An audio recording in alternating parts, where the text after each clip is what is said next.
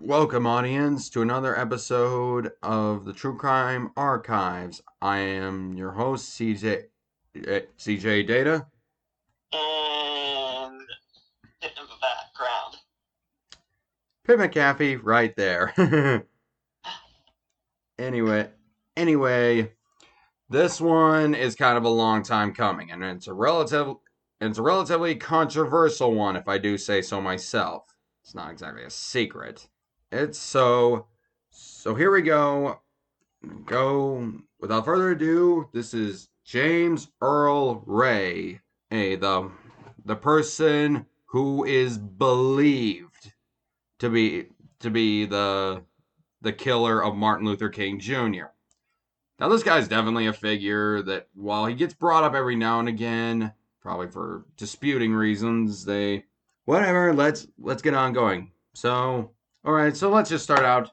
All right. James Earl Ray was born March 10th, 1928. 28 in Alton, Illinois. His parents were James, aka Speedy Ray, and Lucille Ray. Ray, he was of Irish, Scottish, and Welsh ancestry, and had an upbringing in Catholicism. So yeah, he lived in a relatively poor family. He had he was the oldest of 9 children, which one of them died in a house fire. That one being Marjorie Ray, but he did manage to stay close with 2 of his siblings even throughout adulthood. John Larry Ray and Jerry William Ray. So growing up, his father tried to live honestly, but since opportunity was scarce and, for obvious reasons, this was the Depression after all. His father was jailed after passing a bad check. While on bond, he moved him and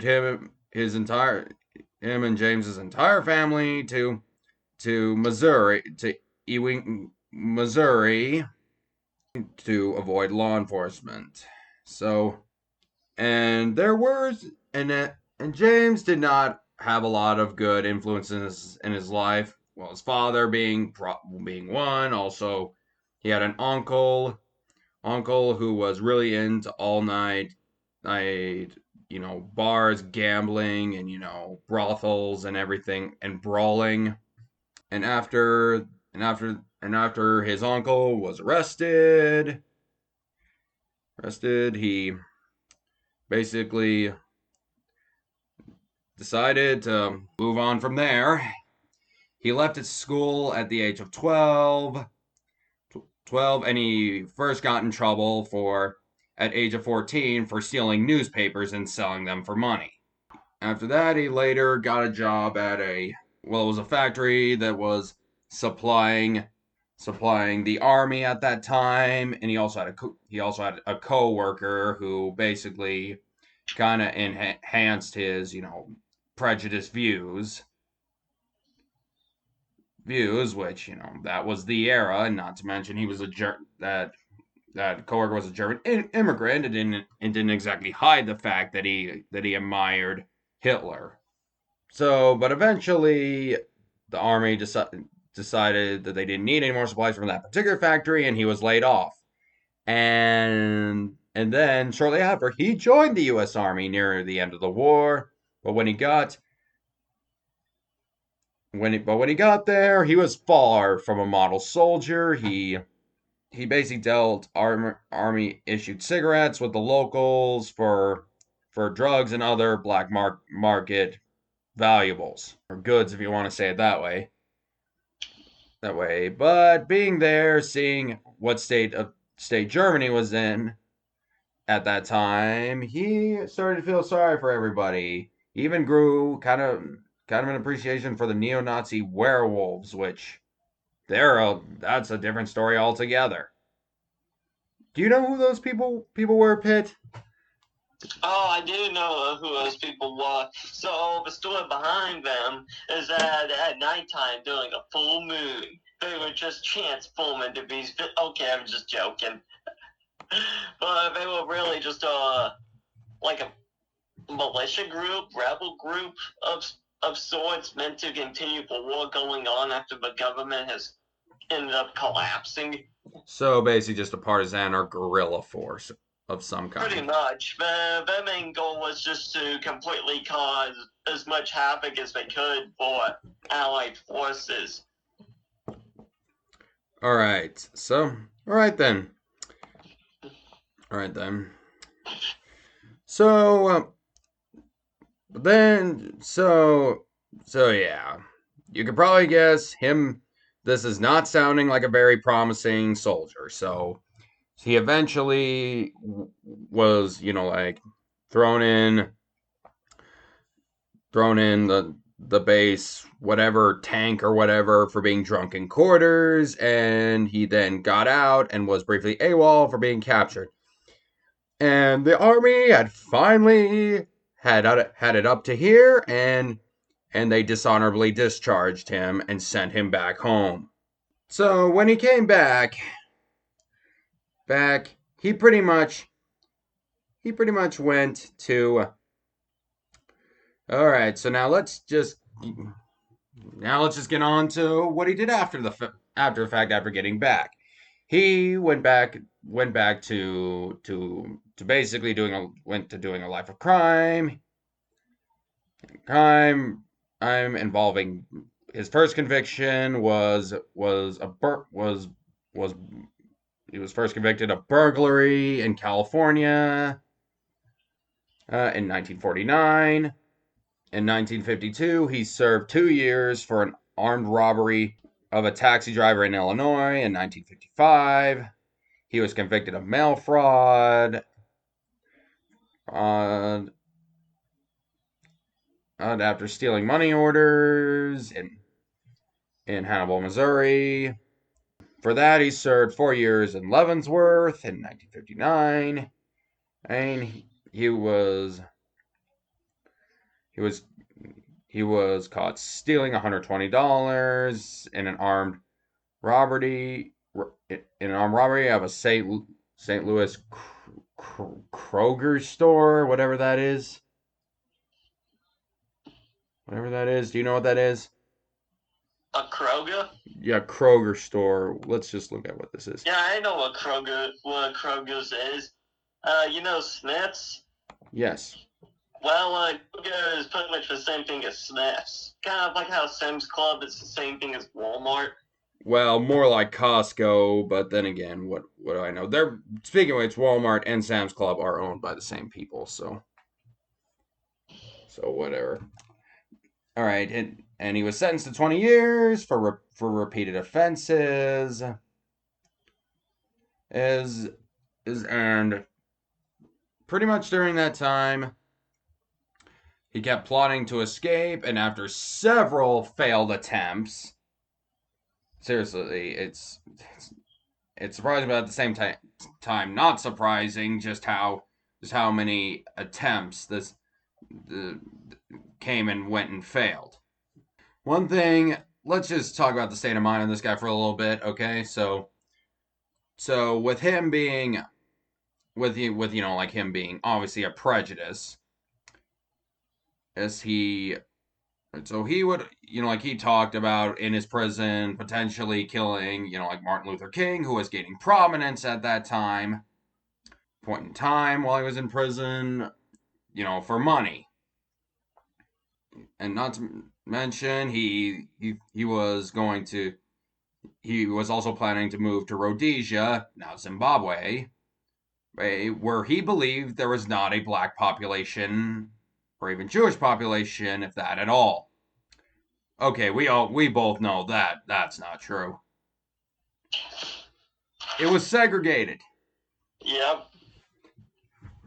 So either way, his final escape attempt, he escaped, hiding in a trunk in a truck transporting bread from the prison bakery, which I didn't know those were a thing at the time. And after his escape, he basically was on the move throughout the United States and Canada. And at some point during this, he met up with his brothers John and Jerry in Chicago, where they discussed a bunch of money making enterprises from naps to shooting pornographic films. But where they found the real money was, well, at least at that point in time, was robbing banks, which they allegedly did it in a small town. Him and his brothers robbed a bank in a small town. Although although although it's been hard to prove. And then he finally went to Birmingham, Alabama, where he stayed at least long enough to buy a. Keep in mind, this is the '60s now. A 1966 Ford Mustang and get an Alabama driver's license. He then went down to Mexico, stopping in Acapulco before settling down in Porto Vallarta. I hope I'm saying that right. On October 19th, 1967, while in Mexico, Ray used one of his several, aliases he went by, named Eric Stabel Galt, attempted to establish himself as a pornographic film director using mail order equipment. He filmed and photographed local prostitutes, frustrated with his results and jilted by the prostitutes whom he had formed a relationship. He packed up and came back to the States. 3 days later, he was in Los Angeles, where he attended a local bartending school and took dance lessons. His chief interest was he spent some part time campaigning for the Democratic segregationist presidential candidate George Wallace. Yeah, and so as a fellow prejudice, he also, you could probably guess this was like his type of guy. Yeah. Great minds think alike, don't they? Yeah, or corrupt minds think alike. However you want to do it, however you want to do it. So,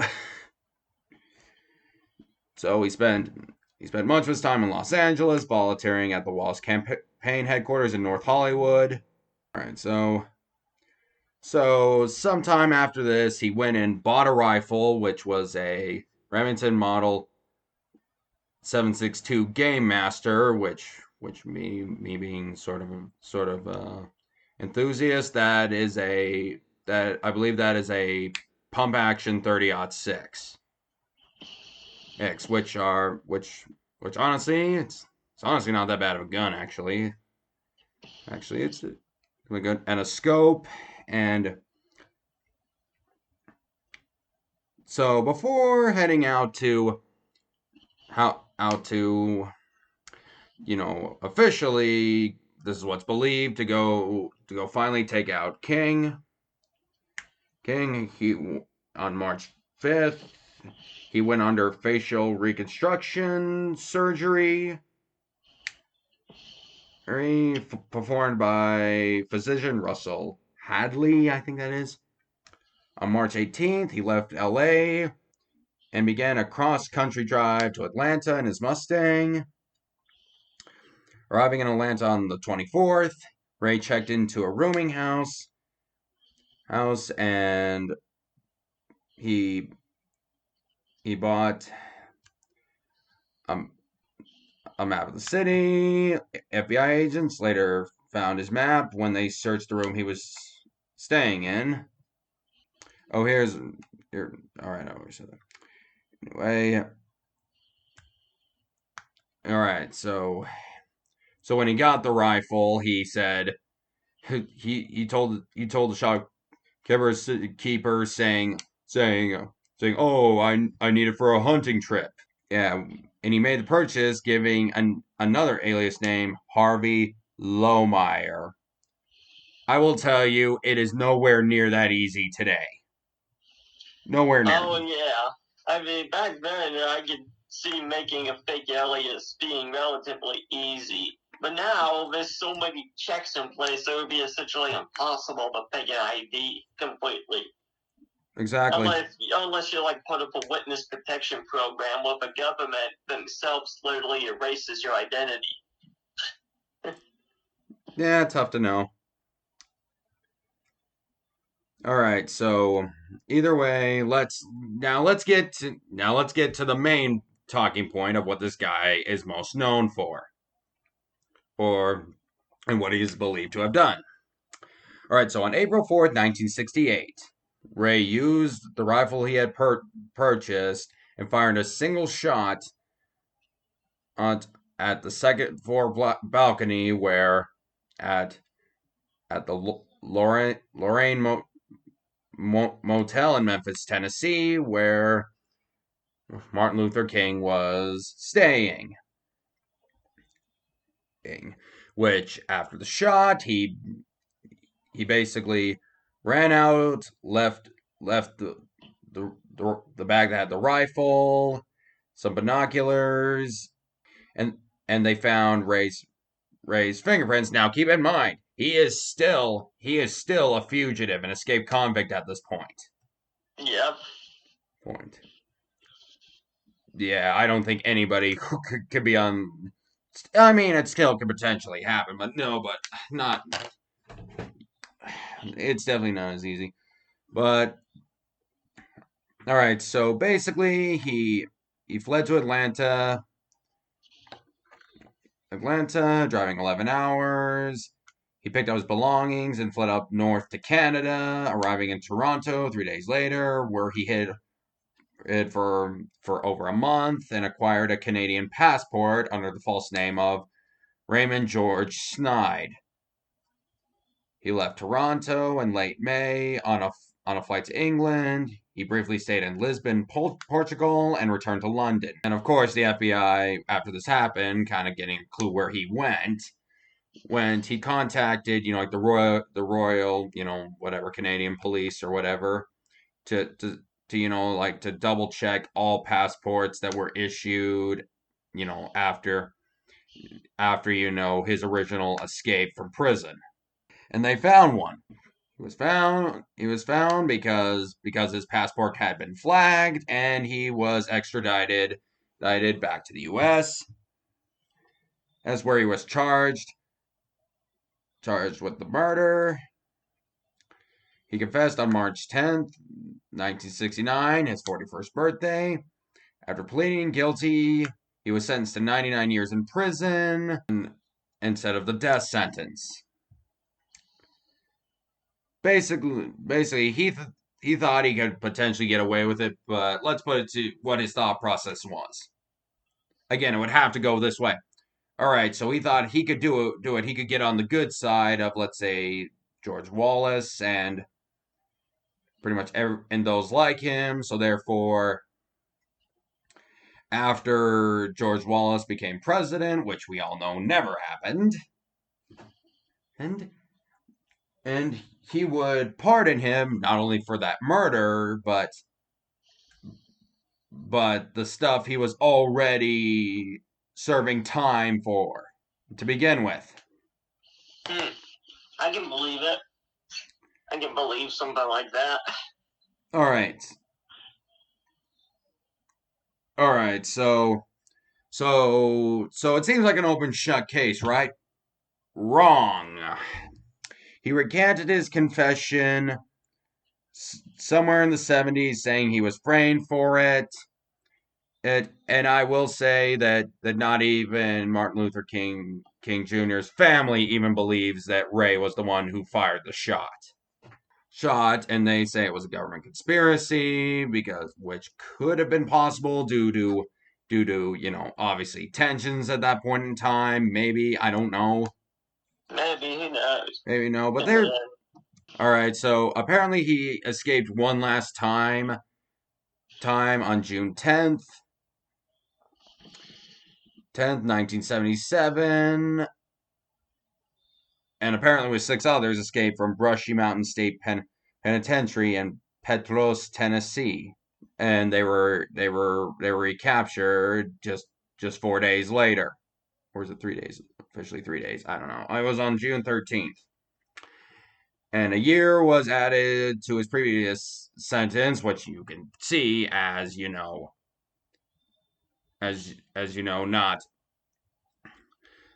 he's got nothing to lose at this point. And while the conspiracies did go on nothing was ever fully confirmed. Now I will say I did see it was something on the news in the 90s just shortly before his death. I think it was I think one of the, like one of Martin Luther King's, Jr.'s, one of his children confronting James Earl Ray. So you probably guess they pulled James's old rag butt out of the cell, in shackles. Oh, I bet. You could probably guess he's ancient at this point. Yeah, let's see. Doesn't say. It said it doesn't. Oh, he was 70 years old by the time of his death. All right, so this was shortly before his death. So he basically said, and apparently they asked him right to his face. He said, "James Earl Ray, did you shoot my father?" And he's like, "No." But there's a lot of uncertainty. Some say it was FBI, the mafia, and even Memphis police. But then again, a lot of it just remains uncertain. But in the end, Ray died at age 70 on April 23rd, 1998. That's April 1998, a month after I was born.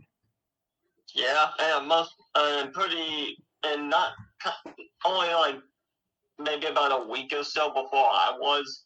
Yeah. So. No, actually, probably about 2 weeks. Yeah, probably 2 weeks. And his body was cremated, and ashes were flown to Ireland, the home of his maternal family ancestors. And apparently, 10 years later, Ray's other brother, John Larry Ray, co-wrote a book with a person named Lyndon Barston titled Truth at Last, The Untold Truth Behind James Earl Ray and the Assassination of Martin Luther King. It's just kind of one of these types of things where there's a lot of uncertainty. But I will say the dude's changed his story way too many times to at least not have some blame, even if he wasn't the shooter. So what are your thoughts? Well, any further notes? Not really. All I can really think about is whether or not it really was or not, with all the conspiracy apparently going around. Yeah, but I don't know what to believe. Yeah, it's really hard to believe. This is probably one thing that no one will ever fully, believe, whether or not it gets entirely confirmed or not. It's just one of those things where too much time has passed and really just was still too much uncertainty to anything being conclusive, Yep, so anyway, I hope you all enjoyed this. It's definitely good. Good to be back. Next time, we're going to return to a more simpler formula when we discuss Richard Chase, Vampire Sacramento. Oh boy. Hope you all look forward to that. Anyway, good night, good day, audience, whenever you're watching this, and we will see you in the next one. Peace out. Goodbye, everyone.